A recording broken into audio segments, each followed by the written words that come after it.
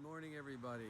Hope you're all doing well and hope that the 3 weeks and this period of mourning on the Jewish calendar is proving to be meaningful and productive for you. You know, nobody likes to mourn and nobody likes to sit around and be depressed. And obviously that's not the focus or the goal of these days. The focus and the goal of these days has to be tikkun, correction, fixing, rectifying the deep issues that we have as individuals and as a people, which have landed us in this very long exile. Now, let's talk about for a minute the very first Tisha B'Av. What was the first event, the first negative event, the first tragedy that, if you will, that occurred on the very first Tisha B'Av? And that would be simply that the spies who were sent out to take a look at the land and to come back and to encourage the Jewish people to enter into the land after leaving Egypt in a positive way, they came back, and they came back with a very negative report. They came back and they saw everything negative. Instead of seeing the holiness of the land, instead of seeing the inner beauty, the divine quality of the land of Israel, they focused on the wrong things. They focused on the externals. They focused on the giants that they saw there. They focused on the walls, the fortified cities that were there, and how difficult it was going to be to penetrate those walls. What happened as a result of that? The Jewish people failed to enter into the land of Israel. God decreed that the Jewish people wouldn't go in, and that was the first Tisha B'Av.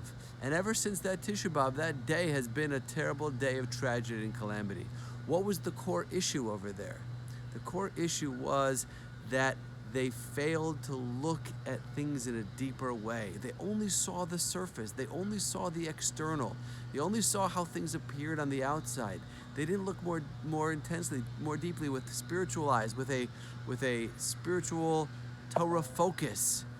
And as a result of that, they came back with a negative report. Had they looked deeper, had they seen beyond the surface, they would have seen something very holy and special in that land. They would not have come back with a negative report. They would have entered into the land of Israel, and we wouldn't be sitting here in the exile talking about Tisha B'Av. So the lesson for us, I believe, the takeaway for us is that if we want to get out of this situation, if we want to see Mashiach come, if we want to see the Jewish people return to the land of Israel, if we believe in that, that's something that we're fighting for, then we have to rectify that quality that is within us, which is the inability to look deeply at a situation. We have to look beyond the surface. When we're dealing with another human being, sometimes we can get frustrated. What's wrong with this person? They're arrogant, or they're angry, or they're jealous, or they're impatient, or whatever it is. And we can write them off, or they're rude, or they don't function socially in a normal way, whatever it is, and we can just write them off. I don't want to have anything to do with that person. That person is not in the category of someone that I want to be with. Or we can look a little bit more deeply and say, there's something behind it. There's something that's bothering that person. That person is troubled in some way. Or that person's not really arrogant. They really lack self-confidence. Or that person isn't really angry, they're just sad, or they have anxiety, or they're scared.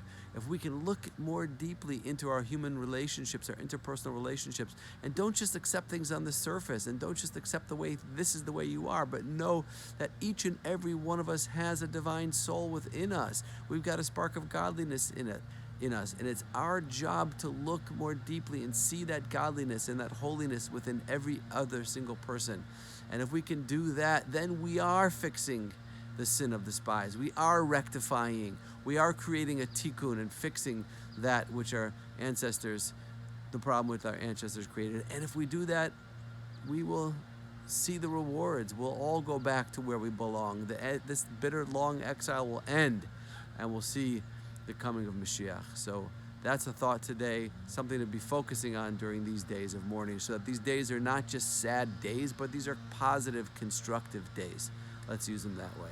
Have a great day, everybody.